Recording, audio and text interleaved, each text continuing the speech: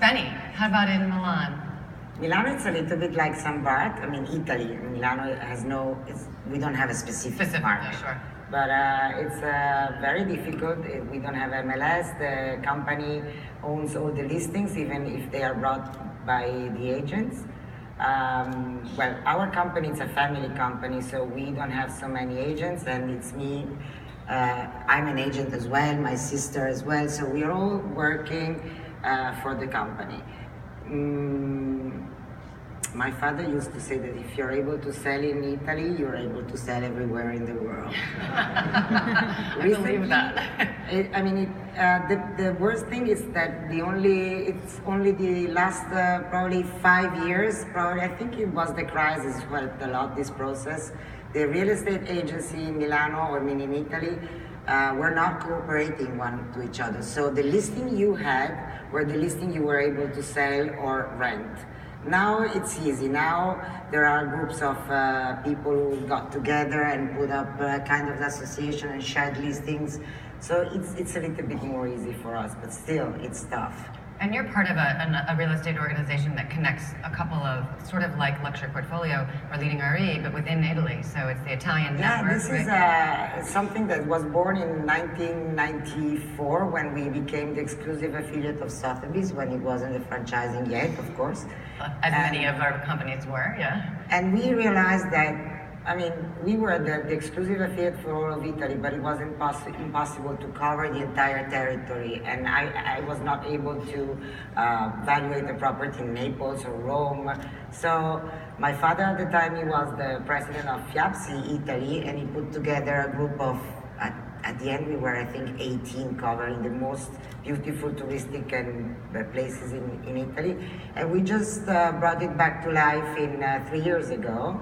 We are now 17. Some of them, I'm very proud to say, they have also joined Leading RE and Luxury Portfolio. Many so I'm of them, very yeah, happy. sure. And we're doing good. Referrals have increased significantly. I like it. And clients feel very comfortable because now I know that I can send somebody to Florence, to Rome, even to south of Italy, which is very difficult to find people that work with the same criteria that we use in the north. Italy is still very much divided north and south.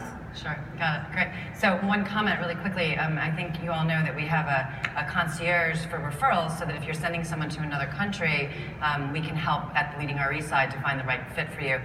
But it's interesting because what you just said is true, is sometimes people will say, I have someone to refer to Italy, and you can't refer someone to an entire country. We have to find out specifically where they want to go within Italy, and so, and Benny's team helps us with that too, so thank you for that. So Barry, South Africa is very diverse, so can you tell us a little bit about how real estate is transacted in South Africa, and is it different in market to market, or? I think firstly I'd just like to cover how our business operates. Great. Because it's very unique. I think, we've structured our finance, we've centralized finance and reporting and compliance. HR and contracts are designed at a central level. Our agents are part of our family almost in each branch. So we have a very strong family culture, although we are a massive company in terms of South African standards. We like to make sure that every single person in our organization understands exactly why we're in business. The real reason we're in business is to be a leading real estate company. In order to do that, we have to deliver exceptional service. So we understand that there's a humanitarian side to our real estate business, and we incentivize our agents by not only fitting what's according to their production models, but to try and create a standard which is different to the rest of the industry in South Africa. From a business perspective, each entity is a separate entity.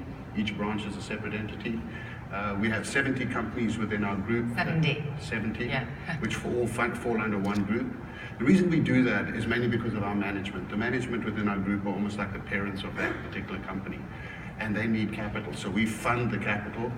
Our managers own 20% of each, up to 20% on an earn-out basis of each one of their operations.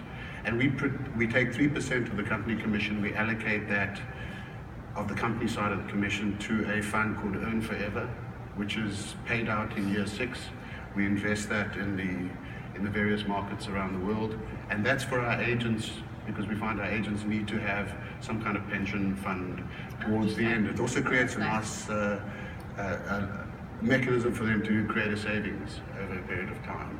We contract like a normal sales company would with written contracts in South Africa. They have to be written. We go through the various processes to have transfer duties and titles paid as well. And is it a traditional, are they employees or are they independent contractors? Yeah, most of our agents have originally started with us. Our company's 36 years old. They were contractors at the time, but our government wants us to employ more people, so they've changed the labor legislation, and the pressure test now converts them to employees. So although we'd love to believe that they're still independent contractors, and a lot of our agents would like that as well, the law definitely defines them now. So it's a little bit So our new agents that have joined have contracts as employees. So in certain aspects we pay salaries on the one side, depending as the agents will transition into a commission structure. There's a bit of an algorithm that we apply to that, but most of our agents throughout the group are commission based. Interesting.